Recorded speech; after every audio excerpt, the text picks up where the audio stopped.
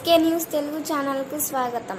అనంతపురం జిల్లా కంబదూరు మండలం ఐపార్సపల్లి గ్రామానికి చెందిన తిప్పేస్వామిని నిన్న సాయంత్రం బండరాళ్లతో కొట్టి హత్య చేసిన ఘటన ఆలస్యంగా వెలుగులోకి వచ్చింది. హత్య చేసిన నిందితులను అరెస్టు చేసి మీడియా సమావేశం నిర్వహించిన కళ్యాణదుర్గం డీఎస్పీ రవిబాబు 3/8/2024 సాయంత్రం 4:30 గంటల ప్రాంతంలో కంబదూరు ఐపార్సపల్లి గ్రామానికి పోయే దారిలో మల్లేశ్వర స్వామి గుడి దగ్గర ముద్దాయిలు మల్లెల రాజు మరియు హరిజన నరేష్ అనే వీళ్ళిద్దరూ హరిజన తిప్పేస్వామి అనే వ్యక్తి మోటార్ సైకిల్ మీద పోతుండగా అతనిని ఆపి రాళ్లతో కొట్టి చంపడం జరిగింది.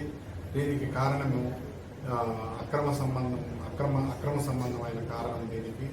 దీని మీద ఎస్పీ గారి ఉత్తర్వుల మేరకు వెంటనే ఒక 3 టీములు ఫామ్ చేసి ముద్దాయిల్ని పట్టుకోవడానికి ప్రయత్నం జరిగింది.